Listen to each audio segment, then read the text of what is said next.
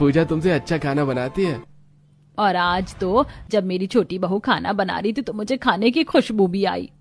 सभी खाने की तारीफ करते हैं, पर जब पूजा खाना खाती है तो उसे खाने में कोई स्वाद नहीं आता। सबको ये खाना अच्छा लग रहा है, इस खाने में तो बिल्कुल स्वाद नहीं है। ये सब कुछ उस बासी सब्जी की वजह से हुआ है जिसे दीदी मॉल की महंगी और ताजी सब्जी बता रही हैं। अपने हाथों का खाना खाकर पूजा का मूड खराब हो जाता है और इसी तरह 3 से 4 दिन बीत जाते हैं।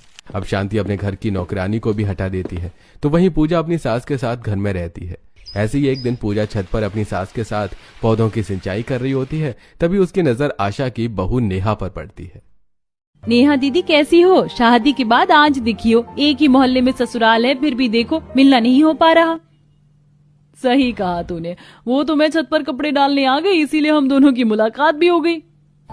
वैसे दीदी आज क्या बना रही हो? तुम्हारे घर से खाने की खुशबू तो बहुत अच्छी आ रही है। अरे आज तो मैंने वेज बिरयानी धनिया पुदीने की चटनी बनाई है, तुम कहो तो भिजवाऊं? हाँ दीदी बिल्कुल, तुम तो जानती हो ये सब मेरा फेवरेट है। पूजा के मांगने पर नेहा नीचे आती है और थोड़ी सी बिरयानी, रायता, चटनी अपनी सास के हाथ से पूजा के घर भिजवाती है। शांति बहन, अरे ओ शांति बहन, पूजा बहू नेहा बहू ने तुम्हारे लिए खाना भिजवाया है। अच्छा तो आशा बहन तुम खाना लेकर आई हो, तभी मैं बोलूं मेरे घर में इतनी खुशबू कैसे आने लगी। वैसे मेरी बहू खाना बनाती है तो खुशबू आती है, पर पता नहीं तुम्हारे घर से ज्यादा खुशबू क्यों आती है। अब खाना देकर शांति और आशा बातें करती हैं और इसी तरह कुछ दिन बीत जाते हैं। और एक दिन जब पूजा अपनी सास के साथ बाहर पार्क टहलने जाती है तो रास्ते में उसकी मुलाकात अपनी दूर की बहन नेहा से होती है। शांति बहन तुम भी अपनी बहू के साथ पार्क जा रही हो? हाँ बहन, सोचा बहू को थोड़ा घुमा फिरा दूं। दीदी तुम तो खाना बहुत अच्छा बनाती हो और चटनी का तो स्वाद बहुत अलग था। मैं भी मिक्सी में चटनी बनाती हूँ पर ऐसा स्वाद नहीं आता। पूजा भला ऐसा स्वाद मिक्सी में बनाई चटनी में कहाँ से आएगा? मैंने तो सिलबट्टे पर चटनी बनाई है और मैं तो फ्रेश ताजी सब्जियों का इस्तेमाल करती हूँ जो भैया सुबह शाम सब्जी बेचने के लिए आते हैं।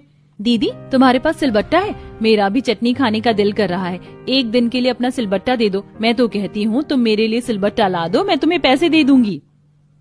ठीक है, शाम को जब हम घर जाएंगे तो मैं तुम्हें अपना सिलबट्टा दे दूंगी और तुम मुझे पैसे दे देना। मैं अपनी सास से कह दूंगी, वो मार्केट से तुम्हारे लिए सिलबट्टा ले आएंगी। इस तरह नेहा, पूजा, शांति, आशा पार्क जाती हैं और शाम को घर आती हैं। और घर आते ही नेहा अपना सिलबट्टा पूजा को दे देती है और शाम को पूजा पराठे सब्जी के साथ अपने हाथों से सिलबट्टे पर प्याज, टमाटर, मिर्च, धनिया को पीस कर सभी के लिए चटनी बनाती है। ओहो हो बहू, आज खाने में बनाया क्या है? खुशबू तो गजब की आ रही है। सही बोल रहे हो पापा, आज से पहले खाने की इतनी अच्छी खुशबू हमारे घर में तो कभी नहीं आई। मेरी तो भूख बढ़ गई। लो जी, खाना भी लग गया, मुझसे तो बर्दाश्त ही नहीं हो रहा है।